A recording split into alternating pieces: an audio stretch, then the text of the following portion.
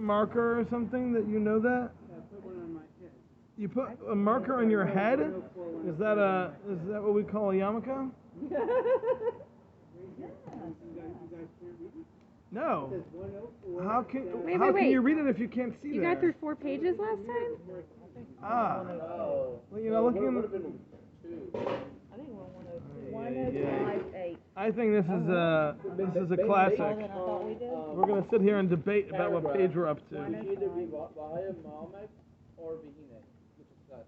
Class is Vihine, or Akena, or via. Oh, you did. Still have 2 minutes to I talk. thought you were. You marked it? No, but Oh, you remember?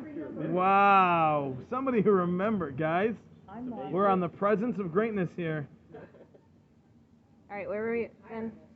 What? We are. 105, number 8. 105. I seem to get further when I'm not here. What does that tell you? I don't know. It tells you got to be asking more questions.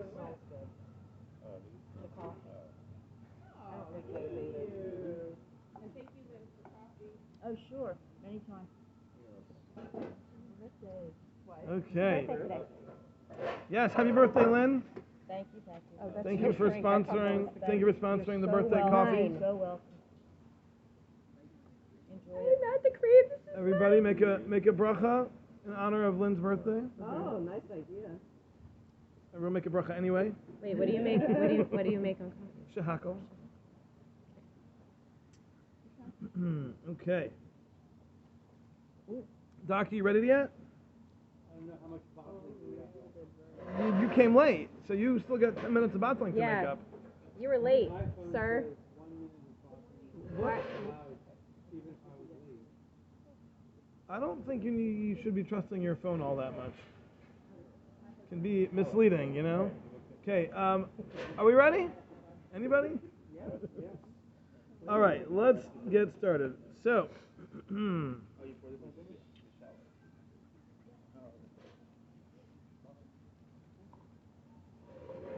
all right, so what we discussed until this point has been that there are levels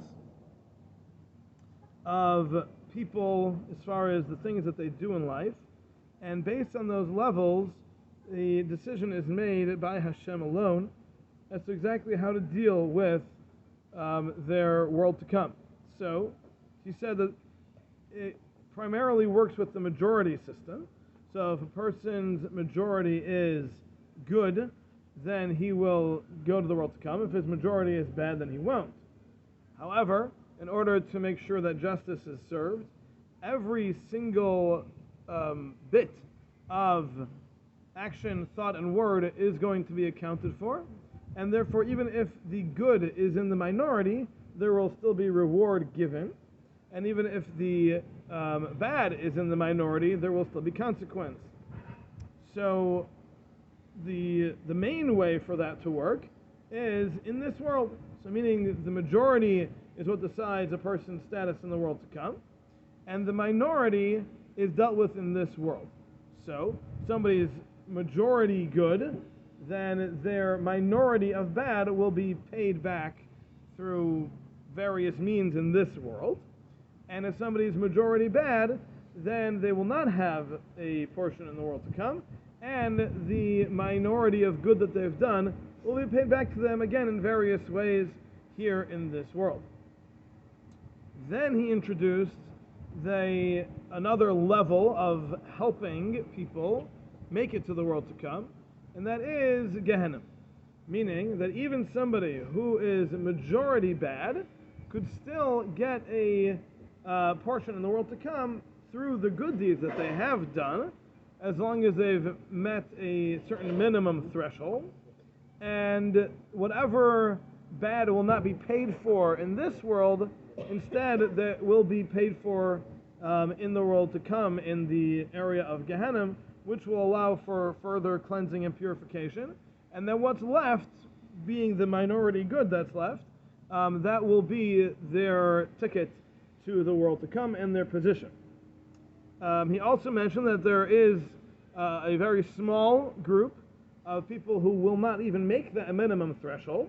If they don't make that minimum threshold, then Gehenna is not going to help them. Hardships in this world is not going to help them, and they're gone and lost. He doesn't really describe what happens, but they're out. And then he also mentioned how it's not all a black and white system, meaning everybody is going to end up in a different place. Every individual has done different things throughout their lifetime or lifetimes, and their deeds are going to be what builds their world to come. So it's not like if you make the cut, you're in, if you don't make the cut, you're out, and that's it. Within the world to come, everybody's going to be on their own level based on what they've done during their lifetime. And we said obviously only Hashem is able to understand that and able to judge that and calculate exactly how that works. But he says that it will be very clear when we get there that we have exactly what we deserve. Every single good thing that we've done will be clear to us that that's why we have the world to come that we have. Okay? This makes sense? Everybody good? Okay. Scared you off already? Okay. So now let's go to Ches. I believe that's what we're up to. Ches? Yes, That's what everybody said, so that's where we're going to start, whether we're actually up to that or not. we are. Okay. So, all right. So Vihine. Right? Remember our keywords? Vihine or Amnam? This is pretty much where we start. Okay. So Vihine, Al Pi Asher Shezeh, based on this root, based on this pivotal points that we've just mentioned, Timatzei Ayid Havchana Gedola B'din HaMaisa. There will be a significant differentiation in the things that we do. Lishbait Aisam Sharai, to judge those that are appropriate. Shetagia Tol Daisam Lases Ilu La'adam, that the outcome of these deeds will be sufficient and appropriate to give a person elevation. B'kibutz Hashlem Shezacharnu, amongst the group of those who live in the world to come. V'shir ha'ili sheyitnu, and the degree of elevation that said acts will give. Ki kvar yimatzu ma'asim, because there are deeds shekafi hamishpat ha'elyon hamaduktuk v'hayashar, that based on Hashem's judgment, which is precise and just, lo yagiu lases la'adam ilui l'zmanahu. Those acts might not give a person the elevation in that world to come. Rather, those good deeds will be paid for in this world.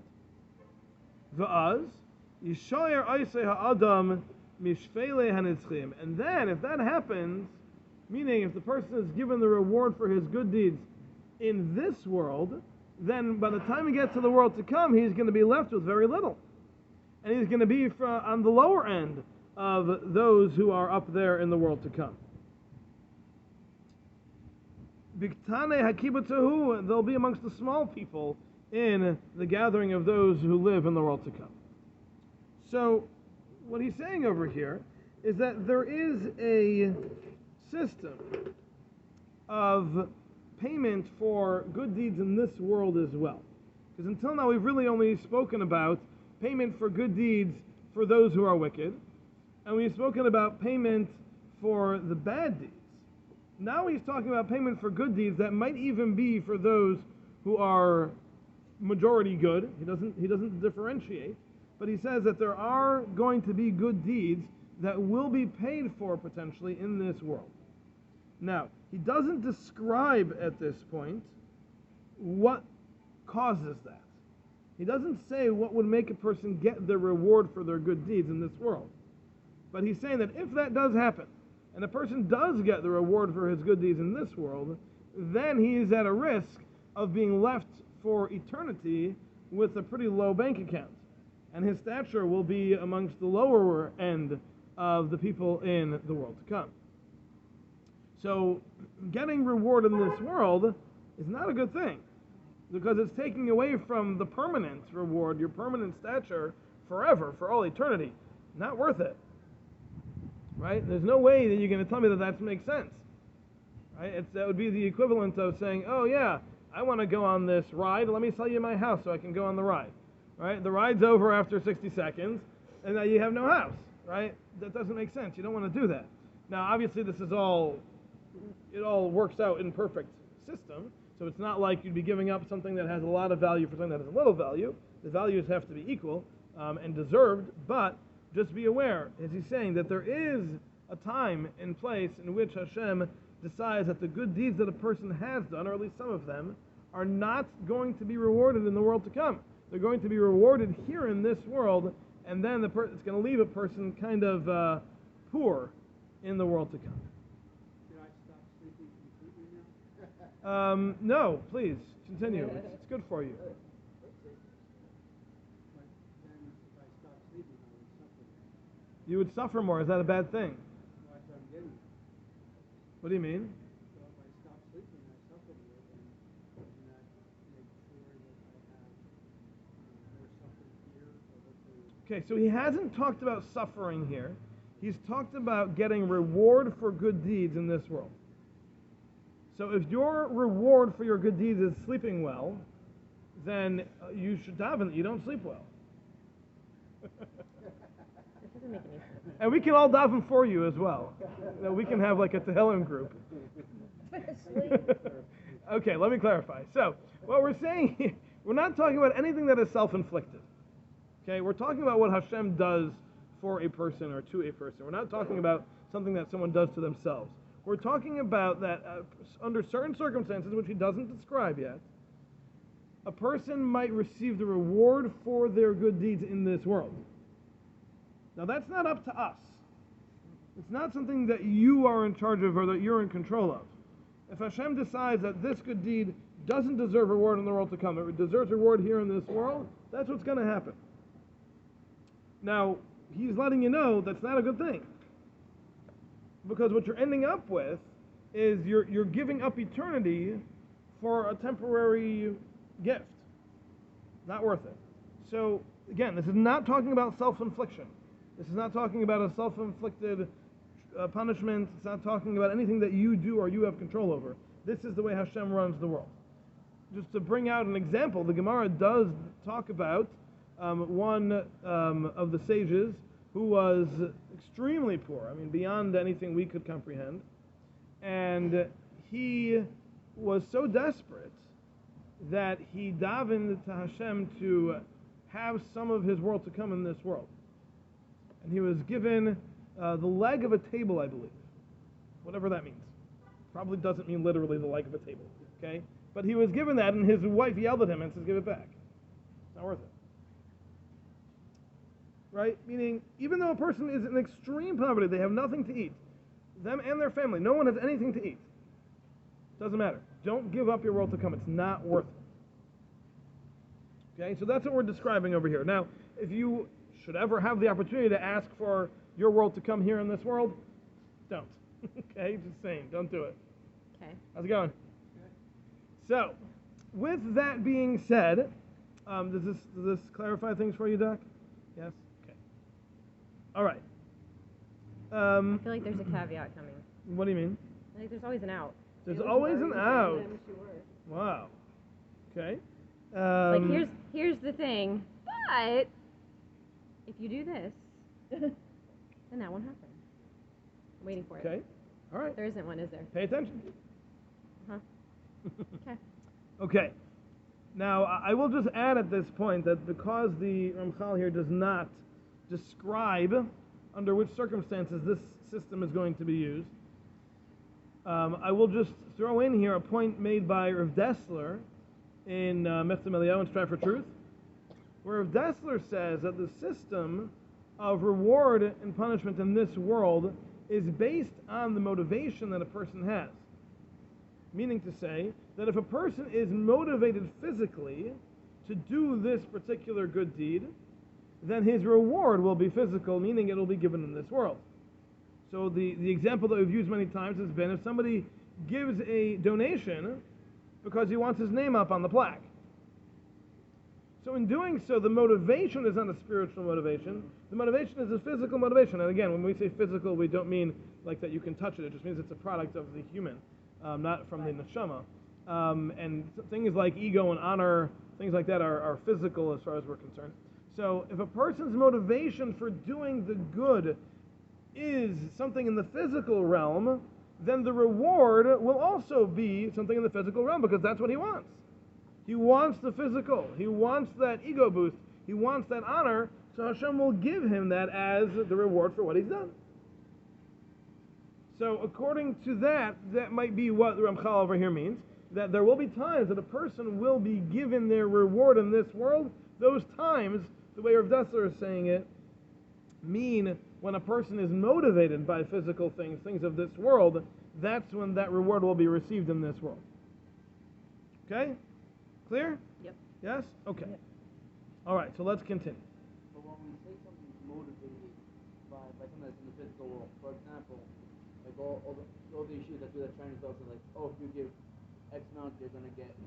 Now, someone gets motivated to give, so that way they get the free gift. But they're going to give anyway, but maybe the amount is motivated by that. Okay, so you want to know, how is it judged? How is it judged if a person has ulterior motives? So the way it works is like this. It depends what the person's ultimate goal is. If the person's ultimate goal is that there should be something spiritual going on here, then their ultimate reward will be something spiritual. If their ultimate goal is something physical, then their ultimate reward will be physical. So the way to gauge it would be, let's say you told the person, look, we made a mistake and your name never made it into the raffle. Would you like a refund? No. If the person says they want the refund, then that's pretty clear that their motivation was because they wanted to be in that raffle. If they say, no, it's tzedakah, I'm giving the money, and even if there was a mess up, it's all right, you guys can, it's okay. That's Well, a pretty clear you're indicator. not winning anyway, but you're giving the money anyway. Right, now how many people who give to a Chinese auction actually think they're going to win? Let's say, for instance, there's a raffle, and I could give my tzedakah somewhere else, but let's say the raffle has 2 tickets to Israel. Let's say I have 2 kids that are in Israel and I want to visit the kids. Okay? So my motivation is to give them tzedakah, but also to maybe be able to visit my kids. Now, I couldn't give them that $250 to something else, any other tzedakah, but because it was a 2-for-1, knowing that chances are I'm not going to win the raffle, but the possibility is that I could win the raffle, I gave it to this. Okay. Now, my motivation is not necessarily physical or spiritual. It's Not more- spiritual, then it's physical. There's only 2 options. Well, it's a mixture, sort of.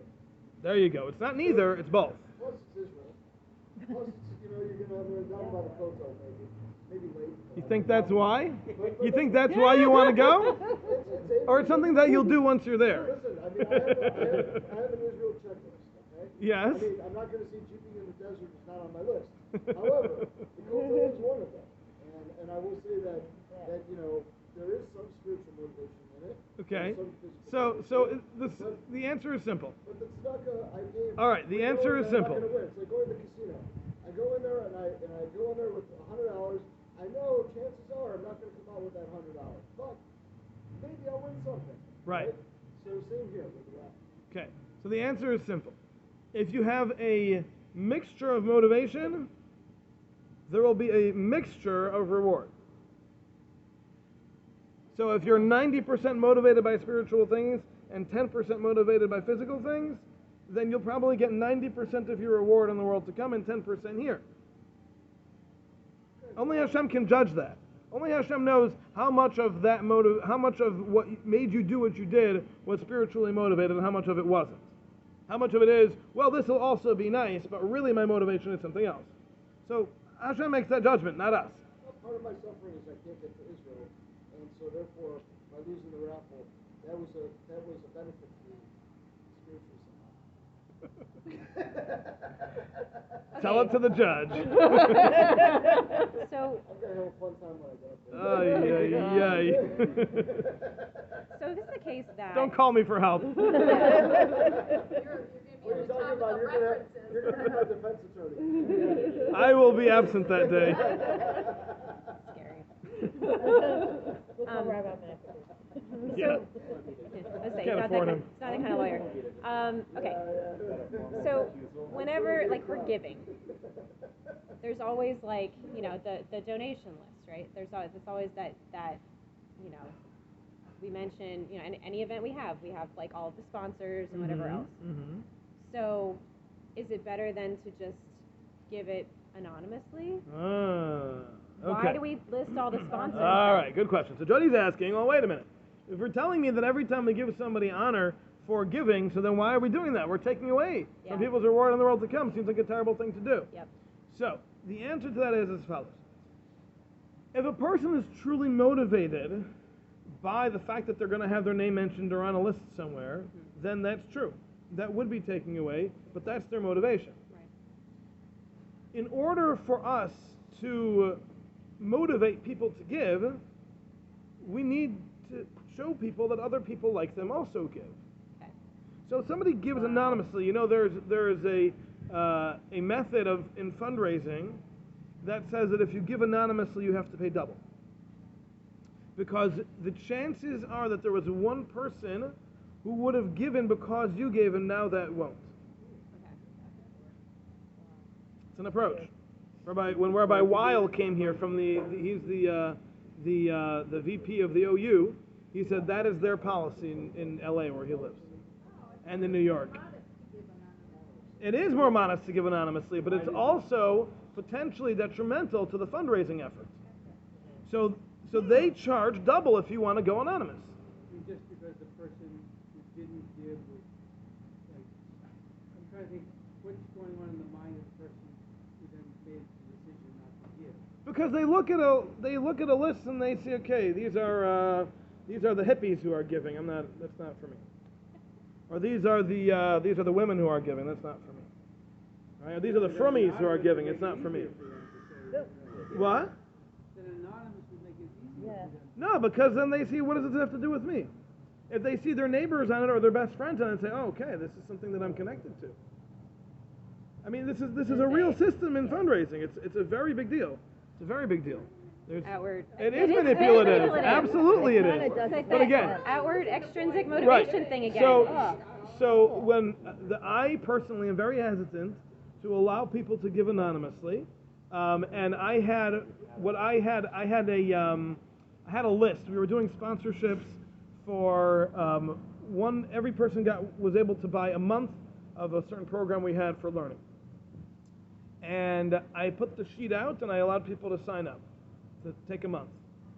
There were two people who said they're signing their name anonymously, and I crossed them off the list. And I said, here's the deal.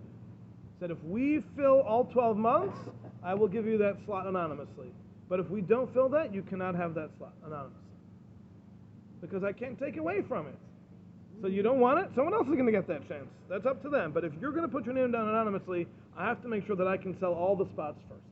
And we did, and they were able to stay there anonymously, and that's fine. And I let them have it, there's no problem. But understand that while there is value to doing things anonymously, there is also value to putting your name on a list. So it all comes down to your motivation. If your motivation for putting your name on the list is because this will help the fundraising effort, potentially, that's not taking away from your Olam Haba. Even though your name's on the list and there's going to be a degree of honor, that's not honor that you're looking for, it's not honor that you want. So good. Fine. You're adding to it because you're motivating people to do it. Exactly. So you're maybe being we more should do that beneficial. with shul dues. With shul dues? Yeah. What do you mean? Publish the names of the Well, people they who do. pay their dues in full. They do that with donor dues. The donor dues are out on a poster out in the hallway. And there were some people who were very upset about that. I don't want my name to...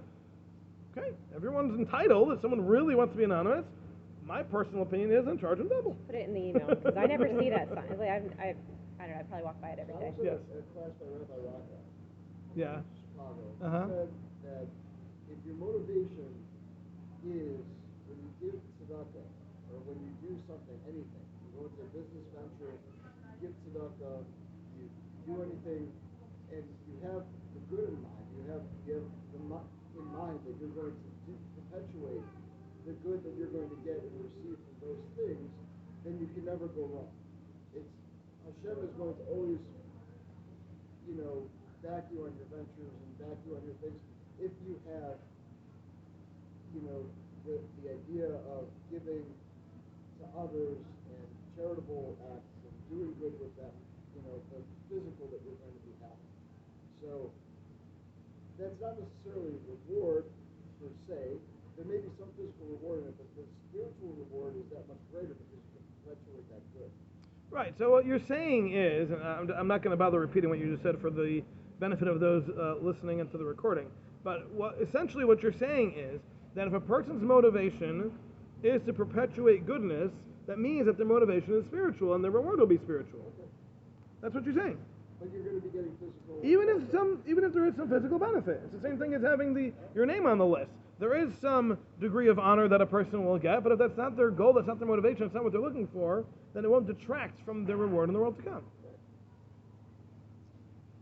Now, just as an aside, if a person does win a raffle and they did buy the tickets to that raffle with Meiser money, with tzedakah money, they do need to talk to a Rav about if they need to give that money back because they used it and they got something from it. You can't really use Meiser for something that you're going to be gaining from physically. Sounds like the case that Brad's talking about is if you make an organization that's has the blessing of being endorsed and it keeps getting resources, and it's doing good. The thing is, if you're not nene from it, that's if a person is not personally benefiting, but he's using it for spiritual goals, to give out, to help, whatever the spiritual goals are, then that's not going to detract from your reward. Is that what you're saying?